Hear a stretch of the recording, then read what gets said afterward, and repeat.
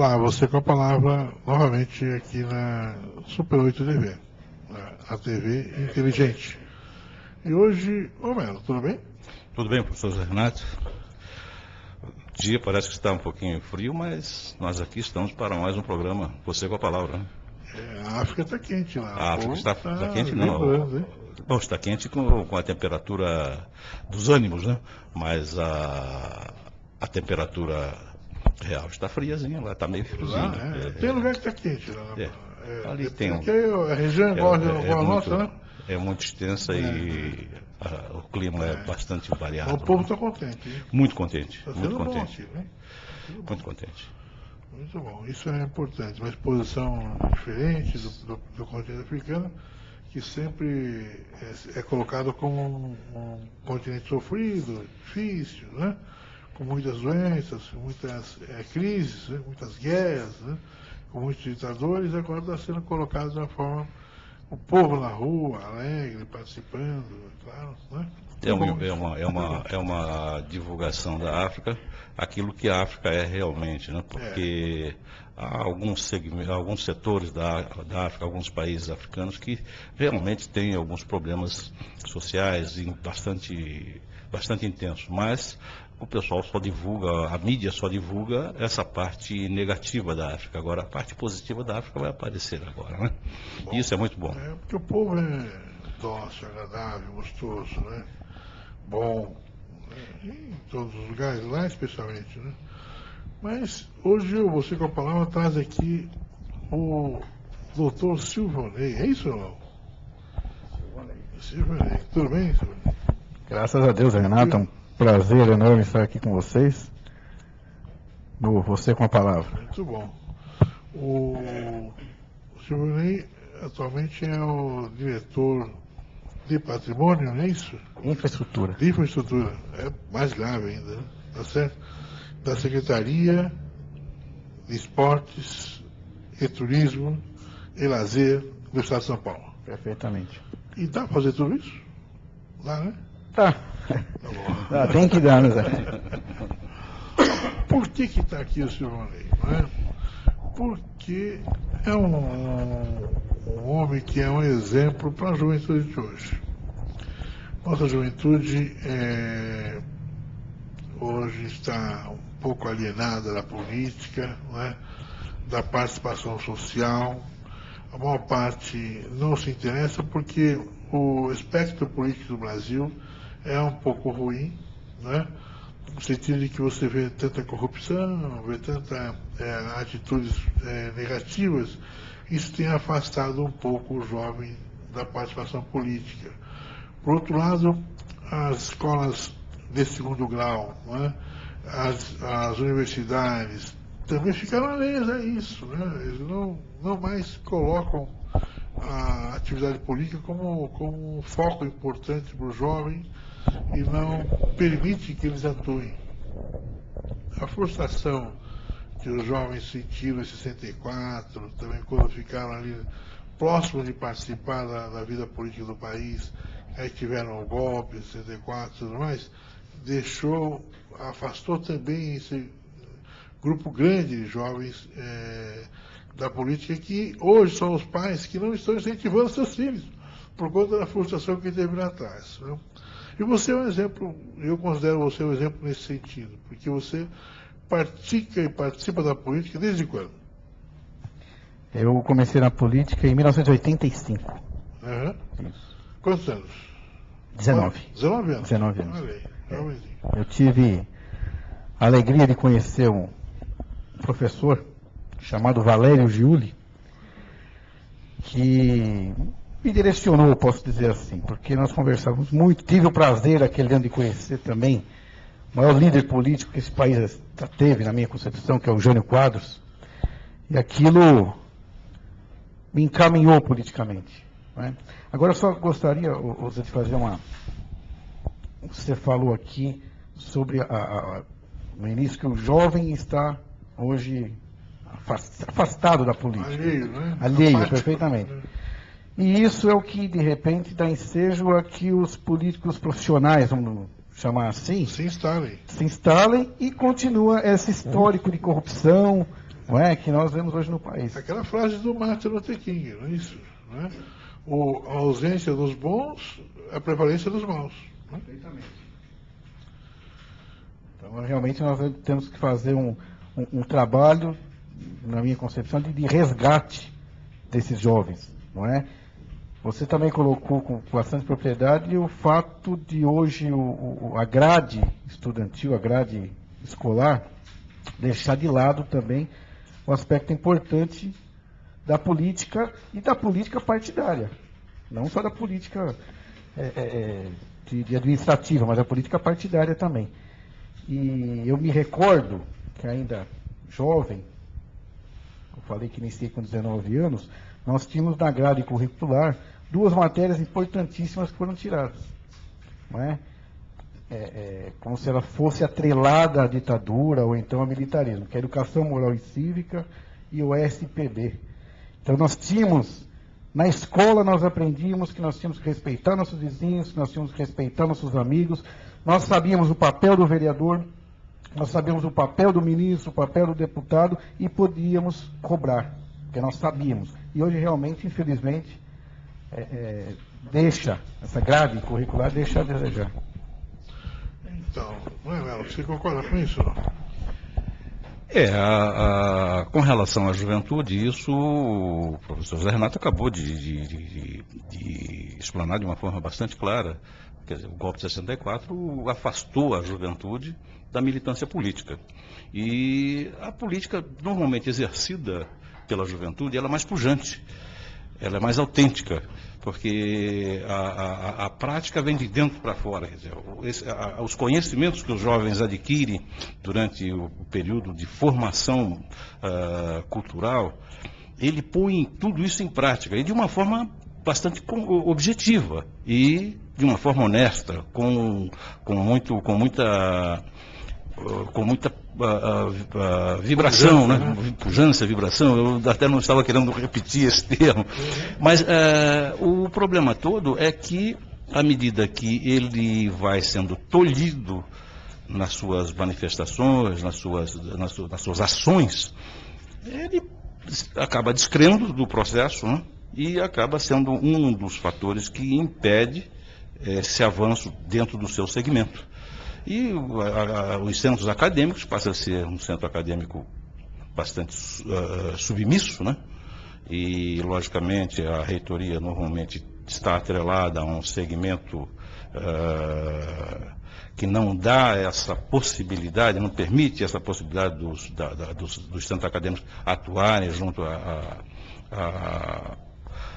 aos seus estudantes, aos seus associados, e isso dificulta realmente o país. E como o político é aquele aproveitador de oportunidade, né? Então ele é como um vírus oportunista, ele vendo o campo fértil para essas mazelas, ele não deixa de praticá-las, com certeza.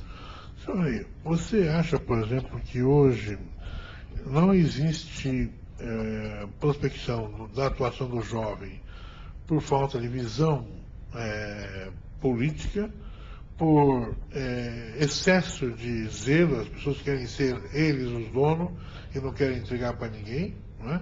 Nem que seja para o futuro? Por que você acha que isso está acontecendo?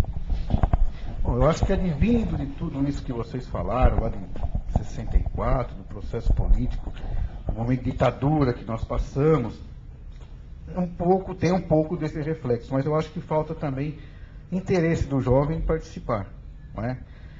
Principalmente, eu vou dizer, da década de 80 para cá, nós temos diversas formas, diversas maneiras de poder participar da política pública. Não estou nem falando da política partidária, vou falar da política pública. Porque nós temos conselhos dos mais diversos. Então nós temos como participar, iniciar um processo político, participando do Conselho de Segurança, por exemplo. Eu digo isso até com propriedade, que eu sou presidente do CONSEG, da Água Fria, Mandaguí, Tremembé, desde 1999. Então estou ali você está atuando. No CONSEG, você está no Lions Club? Estou no Lions Club. No Rotary Club? Não, Rotary não. Rotary não? Não, estou no Lions e participo de diversas entidades. Entidades sociais. Bastante clubes de serviço, clubes de esportivos, a gente tem uma vivência. participo, hoje não, mas participei do Conselho de Saúde, entendeu? Reuniões de discussões do plano diretor, por exemplo. Então eu digo assim, o jovem, ele tem hoje, sim, uma oportunidade de participar. Eu acho que não está tendo esse interesse, entendeu? Então hoje nós temos diversas formas de atuar junto ao poder público. Como é que é o caminho para a gente poder trazer essa meninada para participar? Porque eu vejo com muita preocupação. Antes o Brasil era chamado o país do futuro, não é isso? Já passou o futuro, tá certo? Que era chamado país do futuro quando eu tinha 8, 9 anos, tá certo? Hoje já passou o futuro. O Brasil é o país do presente ou vai acabar, não é? Então, como é que nós vamos fazer para trazer essa juventude para participar? Qual é o caminho? Eu vejo, por exemplo, no teu filho. Teu filho é um exemplo, que ele está atuando, né? E ele chega de peito aberto e fala com todos nós e tal, incentiva, participa, defende as suas causas, né? E como é que você consegue essa motivação no jovem? Essa geração, eu acho que precisa ser um pouco, como eu vou explicar aqui, ela precisa adquirir, na verdade, um interesse. Porque, infelizmente, mais uma vez, vão voltar as consequências de 64, ou então da ditadura que vocês colocaram. Houve um desinteresse geral. E claro que a geração futura sofre as consequências. Claro. Não é? Então eu acho que hoje nós temos que reestudar, na verdade. Agora, a correção, eu acredito, esse florescimento de interesse, nós vamos ter nas gerações futuras. Então nós temos que começar agora conscientizando os pais para uma mudança mais orientativa hoje, não é? Preparando uma nova geração com mais responsabilidade pública. Eu acho interessante. Quando eu coloquei, o Melo também reforçou, que a Revolução 64 frustrou um pouco a juventude, quer dizer, no sentido de que era um jovem que estava próximo de assumir as lideranças da sua região, do seu bairro, da sua cidade, assim por diante, ficaram um pouco tangidos, né? Quando você começou a falar, você falou para nós o seguinte, que a pedagogia educacional ministrada pós 74 permitiu você emergir, por exemplo. Né? Então eu posso estar com um dado errado. Tá certo?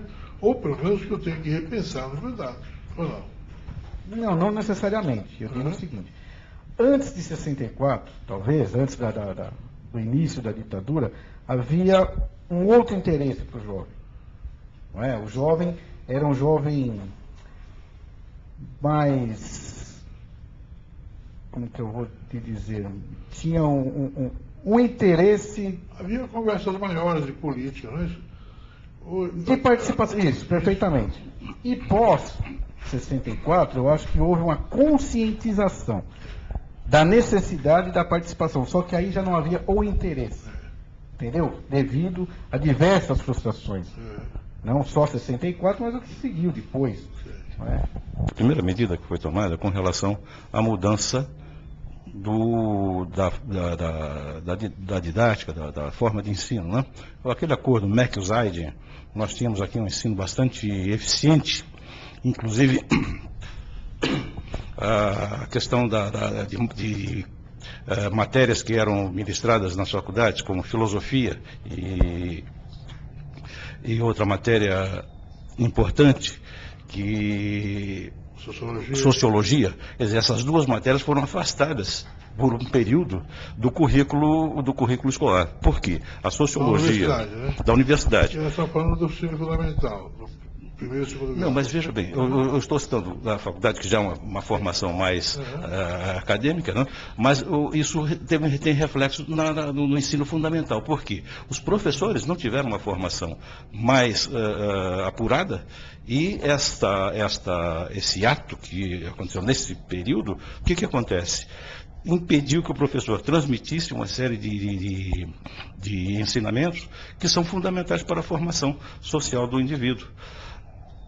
Isto, embora, professor, inclusive nós já conversamos sobre isso, com relação às leis que determinam o ensino, que regulamentam o ensino no país.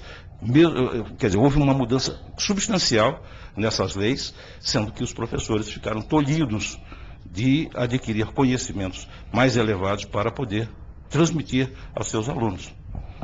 Muito bom. Você, com a palavra, volta já já. Vamos para o intervalo, sim.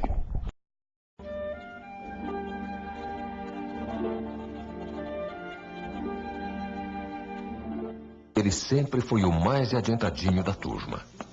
Com 9 anos, foi o primeiro a experimentar bebida alcoólica. Aos 11, já tinha cheirado benzina. Com 12, fumava maconha todos os dias. E hoje, aos 13 anos, repete pela 4ª vez a 4ª série. Está mais do que provado. Quem fuma maconha fica para trás. Drogas, nem morto.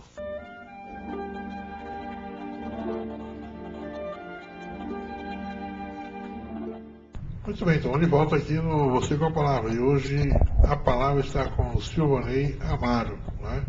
Diretor de Infraestrutura da Secretaria de Esporte, Turismo e Lazer do Estado de São Paulo, né? Dirigente partidário do Partido Trabalhista Brasileiro, né?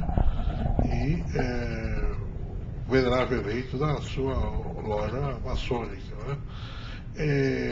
Além de participar do Laios, da Associação do Tucuruvi e uma opção de coisa. É um homem completamente engajado dentro da atividade social do seu bairro, da sua região, da sua cidade, né? Silvanei, me fala uma coisa. Essa sua a atuação, nós falamos que descobrir como é que coloca o jovem para participar, né? É meio complicado a gente achar essa discussão ou chegar a essa conclusão aqui nessa mesa em 3 pessoas, onde o jovem é você, né? E o mais velho sou eu. Mas o Partido Trabalhista Brasileiro, né? Lá do nosso grande líder Campos Machado, né? Dá oportunidade à juventude? Bastante. Inclusive, você falou Campos Machado, um nome bastante interessante, no início da minha caminhada também, né? O Campos eu conheci em 1986, não é? E o Jânio, você está falando de juventude, o Jânio falava assim: estou trazendo para o partido um jovem que deve ser seguido, porque ele vem para ser líder. E realmente ele teve bastante influência, não é? Com a liderança que ele exerceu e exerce ainda hoje maior. E o PTB, sim, é um partido que dá muitas oportunidades. Nós temos o PTB é um partido família, um partido de departamentos. Não é um partido eleitoral, não é um partido que só participa de eleições. Não, ele é um partido que tem atividades e dentre elas tem o PTB Jovem, né?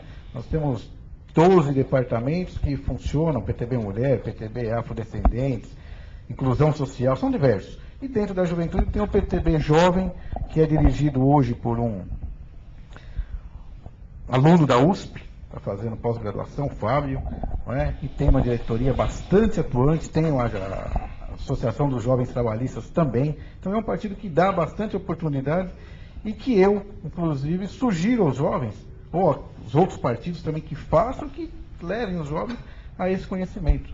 Porque é a oportunidade que nós falamos aqui. Talvez isso inclusão, perfeitamente. Essa é a escola, né? Essa é a escola. Dos partidos que têm a ação política de trazer a juventude para poder participar, né? Perfeitamente. Que percam o medo de dar oportunidade aos jovens. É isso. O espaço, olha, São Francisco diz o seguinte: quem dá, recebe. Não é? A frase dele não é dando que você recebe? Exatamente. Se você tiver, você que está aí acompanhando nosso programa, e é candidato, é líder na sua região, dê oportunidade ao jovem. Vai ser 2 coisas: você vai ficar eternamente reconhecido, eles jamais vão esquecer de você disse por experiência própria, né? E você vai ter uma alavanca enorme na atividade que você está desenvolvendo. Dê essa oportunidade e você vai ver como vai alavancar qualquer atividade que você desenvolva, né? dentro do bairro, na sua amigos de bairro, ou na sua organização política, social, na tua empresa, né? Qualquer oportunidade. Aqui nós temos 3 jovens trabalhando conosco aqui, e é um sucesso. Por quê? Porque eles dedicam-se com um carinho muito grande. Quando você confia no jovem, ele responde com responsabilidade. Porque uma característica do jovem é fidelidade. Tá bom? Você veja uma coisa, você conviveu com o Jânio Quadros, com o Valério Júnior, com o Falaborinha Júnior. Isso é uma escola. Não é? Com certeza, uma faculdade, não é? Uma universidade. É. Foi épocas bastante interessantes que nós pudemos aprender bastante. O Valério Júnior te deu a primeira oportunidade, é isso? Foi através dele que nós, foi o primeiro passo político foi com o professor Valério. Uhum. E o Jânio Quadros, o que se lembra dele que possa te dê um norte na tua vida, além dessa afirmação que você fez agora há pouco? O Jânio, a gente conhecia a história, Sim. né? Ele era uma lenda, né? Uma lenda, com certeza. É. E eu passei a ser um pouco mais vibrante com o Jânio em 82, quando ele foi candidato a governador, que eu pude ver a primeira eleição, na verdade, que eu pude ver o Jânio em ação, né? A forma, a lisura que ele apresentava. E em 85 ele foi candidato a prefeito. Eu tinha amizade com o professor Valério e tive a grande oportunidade de participar. Né? 85 foi uma eleição atípica, foi uma coisa vibrante, foi uma coisa diferente, não é? Então, foi para a rua, não tinha dinheiro para fazer campanha, visitou todo lugar, né?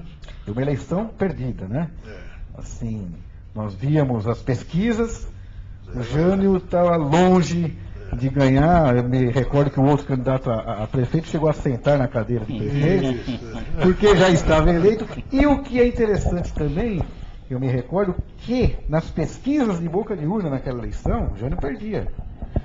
Que 50%, 60% das urnas abertas, o Jânio perdia. A reviravolta foi no final, foi uma coisa fascinante. Na verdade foi na última semana, né? Ele acabou ganhando na última semana. Nas últimas urnas, né? Perfeitamente. Porque o professor Cardoso já tinha tido o privilégio de ir lá na prefeitura, está certo que estava eleito, né? E foi um grande sucesso da vida dele. Se ele tivesse sido prefeito de São Paulo, não teria chegado a presidente da República. Perderíamos um grande presidente. Você vê? São coisas que acontecem na vida, né? Mas o Jânio Quadros era uma escola para todos nós, em termos de disciplina, de vontade de trabalhar, de visão. Claro que é uma visão impressionante, né? Eu me lembro que eu estava visitando, cheguei para visitá-lo lá na sua casa aqui no Morumbi, né? E ele dizia o seguinte: professor, agora acabou de sair daqui o seu governador, né? Pôs o rosto entre as mãos, chorou e como chegou, saiu. Né? Então, ele tinha este condom de ser um conselheiro, muito embora às vezes ele nem falasse nada, né? O que era difícil para o Jânio não falar nada, né? As pessoas o procuravam para poder se aconselhar. Defendo o jovem, mas acho também que os velhos precisam ser conselheiros. Você concorda comigo? Com certeza. Eu acho que é um casamento perfeito, não é? Porque o jovem, ele tem dinâmica, não é? E as pessoas com mais tempo de vida têm experiência. Isso é uma coisa imprescindível. Concorda, meu? Eu sou suspeito para falar isso, fazer essa afirmação, por uma razão muito simples, né? Que eu já estou aqui só aguardando a chamada, né? E passar essa experiência aos jovens. Quando eu falo. Você recebeu meu e-mail, né? Você recebeu meu e-mail, né? Mas, veja bem, eu acho que essa conjugação jovem e o mais experiente, não vamos chamar de velho, os mais experientes, isso é uma necessidade, porque o jovem tem bastante vibração, bastante força para pôr em prática uma série de atividades que talvez falte a energia física para o velho poder executá-las. Então, conjugando essas duas forças, pode ter certeza que as coisas se dão de uma forma mais consequente e muito mais eficiente. Agora, quando o jovem se atira a uma aventura, embora com um certo conhecimento, embora muito bem estruturado, normalmente ele não se dá, a coisa não acontece de uma forma satisfatória, porque ele chega num ponto que há uma distorçãozinha no comportamento, há uma série de problemas. E o velho também, por sua vez, quando ele empreende qualquer iniciativa, ele às vezes tropeça lá no fundo, porque começa a aparecer muitos obstáculos, porque a dificuldade é enorme, porque pedras são postas nos caminhos, que é uma coisa assim horrível, e o velho já está praticamente cansado e saturado de tantos obstáculos que foram transpostos, que quando colocam muitos obstáculos, eu falo, bom, olha, ou eu passo para um jovem para que ele salte esse obstáculo, ou então eu desisto porque não vale a pena ficar dando murro em ponta de faca. Me fala uma coisa, senhor, quando que você pode considerar que a atividade do jovem é uma aventura? Quando ele se atira na teoria, quando ele se atira no conhecimento meramente técnico, porque, claro, que nós, estudando, que nós aprendemos. Com certeza. Teoria. E a prática é diferente, é onde nós precisamos, onde o jovem, né, eu não vou nem enquadrar nesse, já passou, não é? Não sou tão jovem assim, mas é onde o jovem precisa do acompanhamento, da experiência do mais experiente, não é? Então eu acredito que quando o jovem se atira sem vivência, sem conhecimento prático, eu acho que aí ele acaba se aventurando. Silvonei, não necessariamente o velho, né? Você fez uma colocação muito pertinente. O mais experiente. O mais experiente não significa dizer que seja o velho. Porque tem jovem bastante experiente que ele está ele concentra em si todos esses predicados para dar sequência ao seu trabalho. Tem muitos, e nós temos um aqui do lado, né? Quer dizer, você, embora jovem, né? Eu digo jovem porque minha idade já está um pouquinho lá na frente, então você para mim é menino. Agora, então o que acontece? Você é um jovem que concentra todos esses predicados. E você está aí dando sequência a uma série de empreendimentos, uma série de orientações para vários segmentos sociais que muitos jovens, na sua idade, não têm essa possibilidade. Você está tendo essa possibilidade, você está encaminhando todos esses segmentos de uma forma bastante satisfatória e com muita eficiência e muita capacidade. Isso é o que é importante na nossa juventude. Porque quando a gente chama de jovem, não é um menino de 18 anos, não é um menino de 12 anos, de 16 anos. É aquele que teve um amadurecimento social. Eles vão estendendo a juventude, né? É uma forma.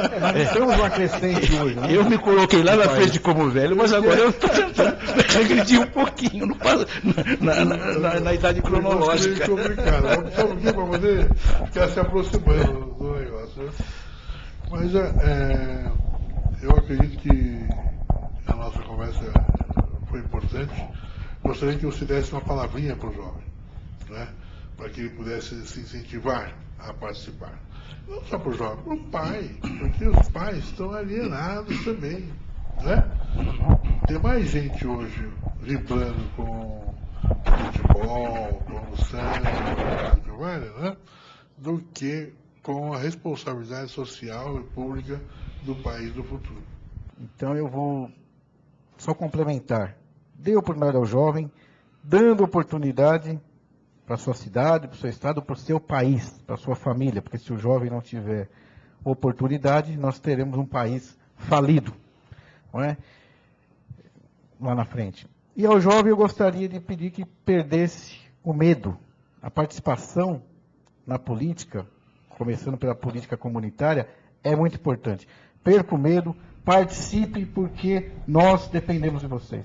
Melo, um abraço, até o próximo programa. Até a próxima, professor José Renato. Até a próxima, Silvonei. Muito bem, senhor Renato. Agradeço a tua participação aqui conosco. Foi importante a tua fala, não é? Porque nós temos um país hoje sem heróis. Não é? Os nossos heróis estão tangidos aí. Né? Você vê as fotos que se publicam, as revistas que se saem, são exemplos negativos. Né? E nós precisamos de modelos. E eu considero você um modelo para a nossa juventude. Muito obrigado, eu agradeço a oportunidade. Sempre que precisar, estaremos aqui. Muito bom. Um abraço a todos vocês e até o próximo programa. Você com a palavra.